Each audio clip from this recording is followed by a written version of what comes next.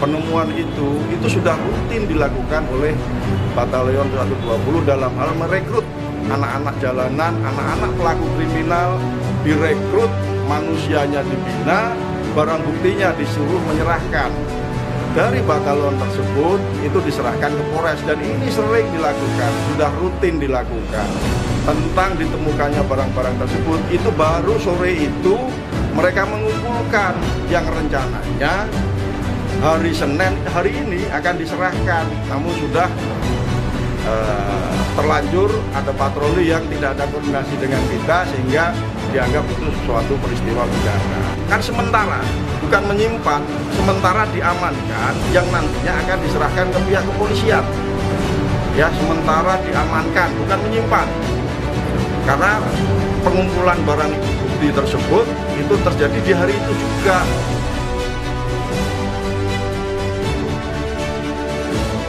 Saya jelaskan kenapa kita berinisiasi membentuk wadah batalion. Pertama, polisi di Makassar jumlahnya terbatas, betul tak? Kita harus mau menggunakan kekuatan masyarakat untuk membantu Harkamtibmas kita. Itu yang kedua. Yang ketiga, kalau kita mengatasi masalah tidak sesuai dengan frekuensi yang ada, kita akan kesulitan. Maka dari itu, pertama saya datang ke sini, apa yang saya lakukan?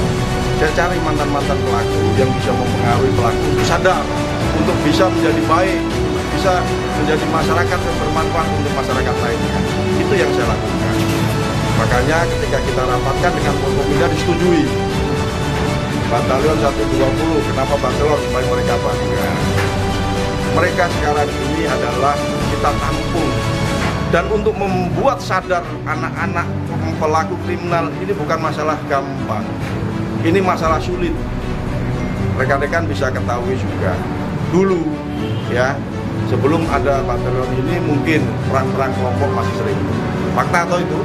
Tapi sekarang sedikit demi sedikit berkurang, dan lama-kelamaan yang kita harapkan adalah apa? Makassar menjadi kota aman.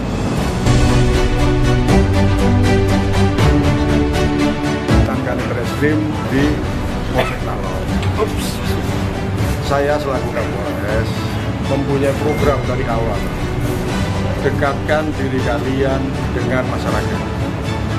Dengan cara apa? Salah satunya adalah kita ini punya wadah, yaitu restoratif justice, diatur dalam peraturan polisi nomor 8 tahun 2021. Bagaimana masyarakat yang bermasalah dengan hukum, ketika para pihak bisa mencabut perkaranya, bisa berdamai di situ, kita bisa melakukan langkah atau dalam hal ini membantu masyarakat. Langkah restoratif justice ini dibenarkan oleh aturan. Namun faktanya adalah Kanit CRC ini tidak melakukan, dan ini sudah lama dikeluhkan oleh Kapolsek terhadap saya. Sehingga saya sudah berpikiran memang rencana mengganti yang bersangkutan.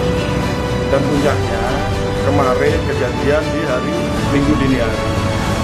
Harusnya Kanit CRC itu ketika menerima laporan, dia segera datang ke TKP untuk mengklarifikasi, untuk mengecek kebenaran peristiwa tersebut. Tapi faktanya dia tidak melakukan, sehingga apa? Berita ini jadi blunder, beredar kemana-mana dengan tidak benar. Maka dari itu, supaya berita ini bisa diluruskan sesuai dengan fakta, kami minta pengganti. Itu pun saran dari Kapolsek, mana yang kira-kira mampu untuk melaksanakan tugas dengan baik di Polsek Talon. Makanya kami ganti. Penggantinya pun saya namanya juga tidak tahu, karena itu adalah usulan daripada Kapolsek. Jadi sekali lagi bahwa pergantian Kanit Reskrim ini karena ketidakprofesionalannya, ya, karena ketidak maksimalnya dia bekerja, bahkan menyelewengkan apa yang menjadi kebijakan pimpinan, yaitu tentang bagaimana polisi harus dekat dengan masyarakat.